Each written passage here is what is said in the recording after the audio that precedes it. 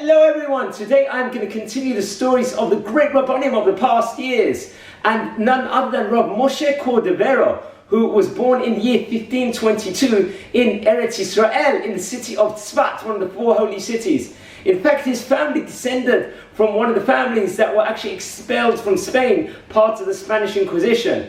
And actually, in fact, this week marks his Hilula, the date of his passing, which was in the year 1570, in the date Chav Gimel Tammuz, the 23rd of Tammuz. So we should all light candles in his memory on this day, which I believe is going to be tomorrow evening, starting from. So he was a great rabbi born in Tzfat, and at a young age it was clear he was a genius. He knew the whole of the Talmud, all the Mishnayot, all of the Tanakh, and started delving into deep levels of Kabbalah. And in fact, he was a big genius at a young age. In their early 20s, there was a rabbi of the name Rabbi Beirav that actually gave smicha, a rabbinic ordination, to 4 people, including the great Rabbi Yosef Caro, who wrote the Shulchan Aruch, the Code of Jewish Law, and also gave it to Rabbi Moshe Cordovero, also, naturally himself. In fact, Rabbi Moshe Cordovero was a chavruta of his brother-in-law, his name respectively Rav Shlomo El-Kabatz. In fact, Rav Shlomo El-Kabatz, a great Kabbalist, he was the author of the song we all sing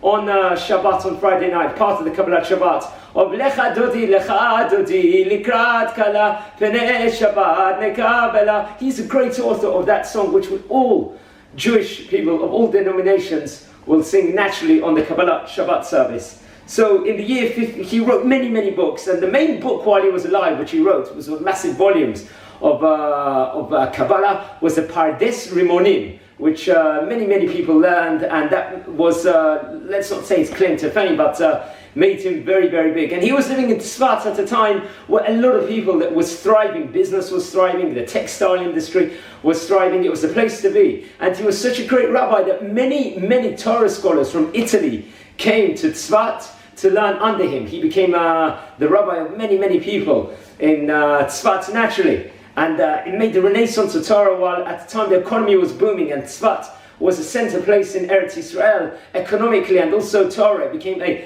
Torah institution, Torah city. And in the year 1550, he opened up his own, let's say, Kabbalah, Beit Midrash, a massive center where all the great Rabbanim and Kabbalah was thriving in that place. And he wrote a book of the name Tomei Deborah, which was the book of the date of the palms of Deborah, which is translated in English, where it actually became famous, this book, after his passing. I think in the year 1588, it got printed in Italy, in the city of Venice, and from then on, even nowadays, people are learning this sefer. Even it's known as a good Musar book of Midot, for strengthening the characteristics of a person, and it's using elements of the Zohar with it naturally, where he teaches it in a philosophical basis, the Kabbalah. And he talks about the different ethics and the midot, the characteristics of a person, and he utilizes the concept he does of the spirot, of the different numbers. And it focuses on a cultivation of the midot and the qualities of God, where it gives different ideas of how people can work on themselves. For example, my favorite bit is where he talks about how people should have a self-appreciation of themselves and appreciation for others. And also it teaches how to forgive other people easily at different times. And he wrote many different books at the end. He was constantly writing sefarim, and many different manuscripts came out, of which people learn even in modern day, believe it or not. And it's a classic book, the Tomei Deborah, in all the yeshivot, people of all denominations, men, women, all different concepts they learned. Even Rabbi Yisrael Salanter, a few hundred years later, said, encourage everybody to learn this book, whatever kind of background the person was from. That's how great it was. In fact, he was so great, 2 of his students was Rab Chaim Vital and Rab Isaac Luria, also the Holy Ari, the Ari HaKadosh. He was a student of his, known as one of the greatest Kabbalists of all time.